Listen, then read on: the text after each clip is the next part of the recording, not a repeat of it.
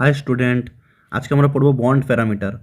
Bond প্যারামিটারের মধ্যে দেখো কী কী পড়ছে না, আমার বন্ড লেন্থ বা বন্ধন দৈর্ঘ্য, 2 নম্বর দেখো বন্ড এনার্জি বা বিই, 3 নম্বর দেখো বন্ড অ্যাঙ্গেল বা বন্ধন কোণ।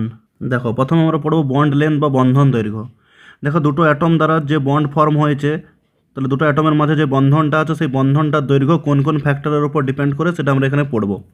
দেখো 1 নম্বর পয়েন্ট হচ্ছে size of atom proportional to bond length. তাহলে যে অ্যাটম দ্বারা এই বন্ড ফর্ম হয়েছে, তাহলে সেই অ্যাটমগুলোর সাইজ যত বড় হবে সেই বন্ড লেন্থ তত বড় হবে। দেখো এই যে HI, HBr, HCl, HF, এদের বন্ড লেন্থের অর্ডার HI বেশি, তারপরে HBr, তারপরে HCl, তারপরে HF, কারণ H তো এখানে সব জায়গায় সেম। তাহলে আয়োডিনের সাইজটা যেহেতু বড়, তাহলে HI এর বন্ড লেন্থটা বেশি, তারপরে Br এর সাইজটা বড় বলে HBr, দেন Cl এর সাইজটা বড় বলে HCl, তারপরে HF। দেখো 2 নম্বর পয়েন্ট হচ্ছে বন্ড মাল্টিপ্লিসিটি বা বন্ধন বহুকতা প্রপোর্শনাল টু বন্ড লেন্থ। অর্থাৎ দুটো অ্যাটমের মাঝে ধরনের সিঙ্গেল বন্ড আছে, আবার দুটো অ্যাটমের মাঝে যদি আমার ডবল বন্ড থাকে, তাহলে ডবল বন্ডের বন্ড লেন্থটা ছোট হবে। না, কারণ হচ্ছে বন্ড মাল্টিপ্লিসিটি বা বন্ধন বহুকতা প্রপোর্শনাল টু 1 বন্ড লেন্থ। যত বন্ড মাল্টিপ্লিসিটি বাড়বে তাদের মাঝের বন্ড তত ছোট হবে। যদি আবার এ আর বির মাঝে ট্রিপল বন্ড থাকে, তাহলে সেই বন্ড লেন্থটা আরও ছোট হবে। তাহলে এখানে বন্ড লেন্থের অর্ডার হবে এইটা। দেখো যে কার্বন কার্বন সিঙ্গেল বন্ড আছে, তাহলে এর বন্ড লেন্থটা বেশি হবে 154 পিকোমিটার। ডবল বন্ড থাকলে কম হবে 134, ট্রিপল বন্ড থাকলে আরও কম হবে 120 পিকোমিটার। দেখো টাইপস অফ হাইব্রিডাইজেশন। যদি এটা sp3 কার্বনের সঙ্গে একটা হাইড্রোজেনের বন্ড থাকে, তাহলে তার বন্ড লেন্থটা আমি বলছি sp2 কার্বনের সঙ্গে যুক্ত হাইড্রোজেনের থেকে বেশি হয়, বা sp2টা sp কার্বনের সঙ্গে যুক্ত হাইড্রোজেনের বন্ধনের থেকে বেশি হয়। না, তার কারণ দেখো যেখানে sp হাইব্রিডাইজেশন সেখানে s ক্যারেক্টার হচ্ছে 50%, p ক্যারেক্টার 50%। sp2 হলে sটা হচ্ছে 33.33%, আর যেখানে sp3 দেখো এসটা হচ্ছে 25%। তাহলে যে এস ক্যারেক্টার যত বাড়ে তোমরা জানো তার ইলেকট্রোনেগেটিভিটি তত বাড়ে, অর্থাৎ তার সাইজটা ছোট হয়। আর সাইজটা ছোট হলে তাহলে বন্ড লেন্থটা ছোট হবে। তাই যেখানে এস ক্যারেক্টারটা বেশি সেই অ্যাটমটার রিলেটিভলি এসপি, মানে যেখানে এস ক্যারেক্টারটা কম তার থেকে সাইজটা ছোট, আর সাইজটা ছোট বলে বন্ড লেন্থটা ছোট হচ্ছে। দেখো কিছু electronic effect, resonance, hyper conjugation, যেগুলো আমরা অর্গানিক কেমিস্ট্রির দিন ডিটেলসে পড়বো, তাদের এই বন্ড লেন্থের উপর একটা ইফেক্ট আছে। এই তাদের প্রভাবে কখনো বন্ড লেন্থ বড় হয়ে যায়, কখনো ছোট হয়ে যায়। ধরুন যে CO3 2-, তাহলে CO3 2-এর ক্ষেত্রে তুমি দেখো যে এটা সিঙ্গেল বন্ড ছিল এই বন্ডটা, তাহলে এটা দেখো এই মাইনাস চার্জটাই ডবল বন্ড, ওর সঙ্গে দেখো রেজোনেন্স করে কি হলো, উপরেরটা সিঙ্গেল হয়ে গেল, নিচেরটা ডবল। তাহলে আমার কি হলো, এটা একটু পরে ডবল হয়ে গেলো, এটা সিঙ্গেল হলো, তাহলে এটা পার্মানেন্ট সিঙ্গেল বন্ড আর থাকলো না। তখন যেটা ডবল বন্ড ক্যারেক্টার কিছুটা পেয়ে যায়, তাহলে তার বন্ড লেন্থটা কমে যাচ্ছে। আবার উপরেটা ধরনের ডবল বন্ড ছিল, যদি সেটা পার্মানেন্ট ডবল আর থাকলো না, সিঙ্গেল বন্ড ক্যারেক্টারে চলে গেল। তাহলে যেহেতু ডবল বন্ড থেকে সিঙ্গেল বন্ড ক্যারেক্টারে চলে যাচ্ছে, তাহলে বন্ড লেন্থটা বড় হয়ে যাচ্ছে। এছাড়াও আমরা ইন ডিটেলসে পড়বো অর্গানিক কেমিস্ট্রিতে রেজোন্যান্স, হাইপার কনজুগেশন এগুলো পড়ি দেন। দেখো এখন আমরা পড়বো বন্ড এনার্জি বা বন্ধন শক্তি। তাহলে ধরো না এ আর বির মাঝে যে বন্ড আছে তাকে ব্রেক করে A+B- বা এ বিতে যদি আমি ব্রেক করে দিই, তাহলে যে একটা বন্ডকে ভাঙতে যে অ্যামাউন্ট অফ এনার্জি লাগে, বন্ধন যে কোনো বন্ধন ভাঙতে গেলে শক্তি লাগে, আর যেখানে বন্ড ফর্ম হয় সেখানে শক্তি রিলিজ হয়। তাহলে যেহেতু শক্তি লাগে, তাহলে এখানে সাইনটা হবে পজিটিভ, মানে এই যে ডেল এইচ দিয়ে আমরা যদি প্রকাশ করি বন্ড এনার্জি বা বন্ড এনথালপিকে, তাহলে শক্তি লাগে বলে সাইনটা হবে পজিটিভ, যেখান থেকে শক্তি রিলিজ হয় আমরা সাইন দিই নেগেটিভ।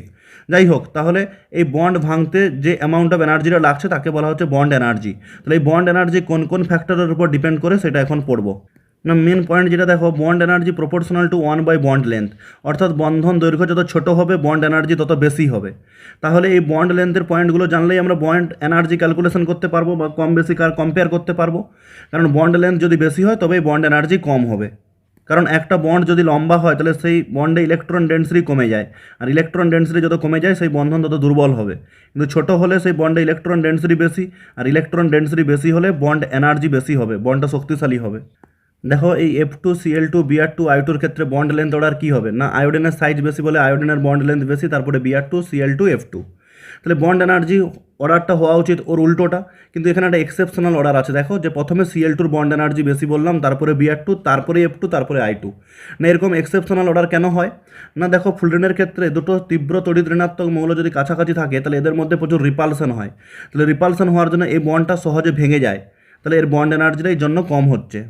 দেখো এখন আমরা পড়বো বন্ড অ্যাঙ্গেল বা বন্ধন কোণ। না, দুটো বন্ধন বা দুটো বন্ডের মাঝে যে অ্যাঙ্গেলটা তৈরি হয় তাকেই আমরা বলি বন্ধন কোণ। তাহলে সেই বন্ধন কোণ কোন কোন ফ্যাক্টরের উপর ডিপেন্ড করে সেটা এখন আমরা পড়বো। দেখো ফার্স্ট যে ফ্যাক্টরের উপর বন্ড অ্যাঙ্গেল ডিপেন্ড করে আমরা এখানে পড়লাম সেটা হচ্ছে টাইপস অফ হাইব্রিডাইজেশন, অর্থাৎ কোনো একটা মলিকুলের তার সেন্ট্রাল অ্যাটমের হাইব্রিডাইজেশনের উপর তার বন্ড অ্যাঙ্গেল ডিপেন্ড করে। যদি ধরুন sp হাইব্রিডাইজড হয় তাহলে বন্ড অ্যাঙ্গেল হয় 180 ডিগ্রি, sp2 হলে 120 ডিগ্রি, sp3 হলে 109 ডিগ্রি 28 মিনিট। এই হাইব্রিডাইজেশন কী হবে একটা মলিকুলের, তারা আমরা ভিভিটি থেকে জানতে পেরে যাব। এর পরের টপিক্সে যখন আমরা ভিভিটি পড়বো সেখান থেকে তুমি ক্যালকুলেশন করতে পেরে যাবে। যেমন দেখো যে BCl2 এখানে sp হাইব্রিডাইজেশন হয়, তাই বন্ড অ্যাঙ্গেল 180 ডিগ্রি। আবার দেখো যে BF3তে হাইব্রিডাইজেশন পড়ার পর জানতে পেরে যাব এর sp2 হয়, তাহলে এখানে বন্ড অ্যাঙ্গেল 120 ডিগ্রি। আবার sp ধরনের মিথেন মলিকুলের ক্ষেত্রে হাইব্রিডাইজেশন হচ্ছে sp3, তাহলে এখানে প্রত্যেকটা এই যে বন্ডের মধ্যে যে অ্যাঙ্গেল সেগুলো হচ্ছে সব 109 ডিগ্রি 28 মিনিট। দেখো number of lone pair of electron, যদি কেন্দ্রীয় পরমাণুতে লোন পেয়ার বেশি থাকে তাহলে বন্ড অ্যাঙ্গেলটা কমে যায়। যেমন দেখো এই জলের ক্ষেত্রে অক্সিজেনের হাইব্রিডাইজেশন হচ্ছে sp3, তাহলে বন্ড অ্যাঙ্গেল হওয়া উচিত 109 ডিগ্রি 28 মিনিট, কিন্তু সেই জায়গায় হচ্ছে 104.5 ডিগ্রি। না কেন এরকম হয়? না এই যে দেখো অক্সিজেনের উপরে লোন পেয়ারগুলো আছে তারা পরস্পরের সঙ্গে রিপালশন হচ্ছে, বিকর্ষিত হচ্ছে, দিয়ে একটু বন্ড পেয়ারের দিকে সরে আসছে, তাহলে সেই বন্ডগুলোকে রিপালশন করে বন্ডগুলোকে কাছে নিয়ে চলে আসছে। এবার দেখো এখানে লোন পেয়ার রিপালশন হচ্ছে, আবার লোন পেয়ারের সঙ্গে বন্ড পেয়ারও রিপালশন হবে, আবার এই বন্ধন বা বন্ড পেয়ারও রিপালশন হবে। এই তিনটা রিপালশনের মধ্যে হচ্ছে লোন পেয়ার রিপালশনটা সব থেকে বেশি, তারপরে loan payer and then bond payer. তাহলে যেহেতু লোন পেয়ার রিপালশনটা বেশি, তাই রিপালসিত হয়ে এই বন্ডগুলোকে কাছে নিয়ে চলে আসছে, তাই বন্ড অ্যাঙ্গেল কমে যাচ্ছে। তাহলে কেন্দ্রীয় পরমাণুতে যত বেশি লোন পেয়ার থাকবে তার বন্ড অ্যাঙ্গেল তত কম হবে। যেমন NH3-এর ক্ষেত্রে দেখো একটা লোন পেয়ার আছে, তাই এক্ষেত্রে জলের মতন বিকর্ষণটা আর হবে না, তাই এক্ষেত্রে বন্ড অ্যাঙ্গেল প্রায় 107 ডিগ্রি মতো হবে, কিন্তু 109 ডিগ্রি 28 মিনিটের থেকে কম হচ্ছে। দেখো 3 নম্বর পয়েন্ট, দেখো ইলেকট্রোনেগেটিভিটি বা তড়িৎ ঋণাত্মকতা অফ দ্য অ্যাটম বলতে দেখো দু ধরনের এখানে কেস আছে। সাপোজ একটা H2O মলিকুল, এখানে দেখো তুমি O আর H এর মধ্যে কে বেশি ইলেকট্রোনেগেটিভ, না ওটা হচ্ছে মোর ইলেকট্রোনেগেটিভ। তাহলে এই O আর H বন্ডের ইলেকট্রনগুলো ওর দিকে একটু সরে যাবে। তাহলে দেখো ওর দিকে সরে যাওয়ার জন্য আগে ধরো না ইলেকট্রনগুলো এই ডিস্টেন্সে ছিল, কিন্তু এখন ওর দিকে বন্ডের ইলেকট্রনগুলো সরে যাওয়ার জন্য দেখো অনেক ক্লোজ ডিস্টেন্সে চলে আসছে, তাই ইলেকট্রনগুলোর মধ্যে রিপালশন বাড়বে, তাহলে বন্ড অ্যাঙ্গেলটা বেড়ে যাবে। তাহলে যদি কেন্দ্রীয় পরমাণু বা সেন্ট্রাল অ্যাটমটার তড়িৎ ঋণাত্মকতা বেশি হয় তাহলে বন্ড অ্যাঙ্গেল বাড়বে। এবং দেখো OF2-র ক্ষেত্রে দেখো অক্সিজেনের তুলনায় ফ্লুরিনের ইলেকট্রোনেগেটিভিটি বেশি, তাহলে এই বন্ধনের ইলেকট্রনগুলো আগে যদি মিডিলে থাকে আমি ধরি, তাহলে এখন ফ্লুরিনের দিকে সরে আসবে, যেহেতু ফ্লুরিনের ইলেকট্রোনেগেটিভিটি বেশি। তাহলে ইলেকট্রনগুলো দূরত্ব বেড়ে যাচ্ছে মানে ইলেকট্রনের মাঝে, তাহলে রিপালশন কমে যাবে, আর রিপালশন কমে গেলে বন্ড অ্যাঙ্গেলটা কী হবে? কমে যাবে। তাই H2-এর ক্ষেত্রে বন্ড অ্যাঙ্গেল হয় 104.5 ডিগ্রি, আর F2-এর ক্ষেত্রে প্রায় 102 ডিগ্রি। দেখো 4 নম্বর পয়েন্ট, দেখো বন্ড মাল্টিপ্লিসিটি বা বন্ধন বহুকতা বাড়লে বন্ড অ্যাঙ্গেল বাড়বে। না কী করে? সাপোজ একটা এক্সাম্পল দেখো, সাপোজ A আর Bর মধ্যে যদি এগুলো সিঙ্গেল বন্ড, তখন এদের মধ্যে জানা রিপালশন হবে। যদি একটা বন্ড সাপোজ ডবল বন্ড হয়ে যায় তখন এদের মধ্যে রিপালশন আরও বেড়ে যাবে, তাহলে বন্ড অ্যাঙ্গেল এক্ষেত্রে বেশি হবে। যেমন একটা এক্সাম্পল দেখো না, OCl2 আর H2-এর মধ্যে কার বন্ড অ্যাঙ্গেল বেশি?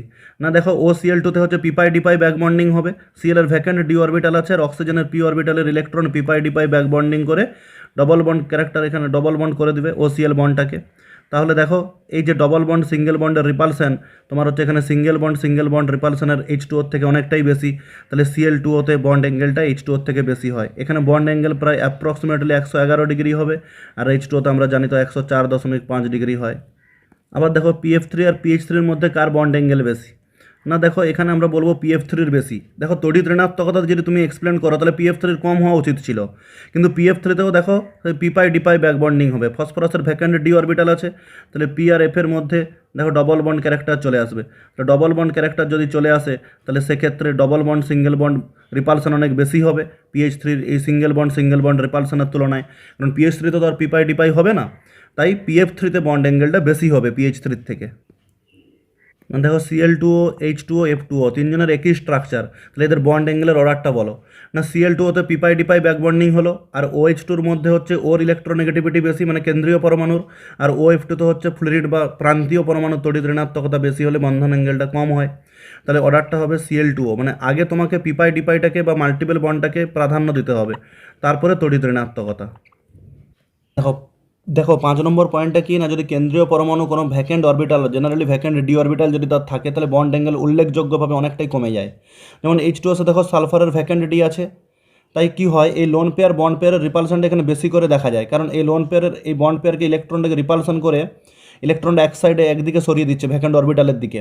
তার জন্য কি হচ্ছে, এই বন্ডে ইলেকট্রন ডেন্সিটি অনেক কমে যাচ্ছে, তাহলে বন্ড অ্যাঙ্গেলটা অনেকটাই কমে যাচ্ছে। তাহলে H2S এর এই বন্ড অ্যাঙ্গেল প্রায় অ্যাপ্রক্সিমেটলি 92 ডিগ্রি, যেখানে এই সেম স্ট্রাকচার H2O আর H2S এর তো সিমিলার স্ট্রাকচার, তাহলে সেক্ষেত্রে H2 এর বন্ড অ্যাঙ্গেলটা হচ্ছে 104.5। সিমিলারিটি দেখো যে NH3 আর PH3 এর ক্ষেত্রে NH3 এর এখানে কেন্দ্রীয় পরমাণুতে একটা লোন পেয়ার আছে, আবার PH3 তেও আছে, দুটোর সেম স্ট্রাকচার। কিন্তু ফসফরাসের দেখো তোমরা জানো ভ্যাকেন্ট ডি অরবিটাল আছে, তাই PH3 তে ফসফরাসের ভ্যাকেন্ট ডি অরবিটাল থাকার জন্য বন্ধন কোণটা অনেকটাই কমে যাচ্ছে।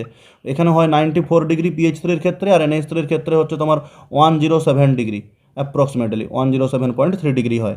তাহলে কেন্দ্রীয় পরমাণুতে যদি ভ্যাকেন্ট অরবিটাল বা ভ্যাকেন্ট ডি অরবিটাল থাকে, বন্ড অ্যাঙ্গেল উল্লেখযোগ্যভাবে কমে যায়। দেখো তোমাদেরকে এই বন্ড অ্যাঙ্গেলের ভ্যালুগুলো না মনে রাখলেও চলবে, তাহলে এই 5টা ফ্যাক্টর ভালো করে জেনে নাও।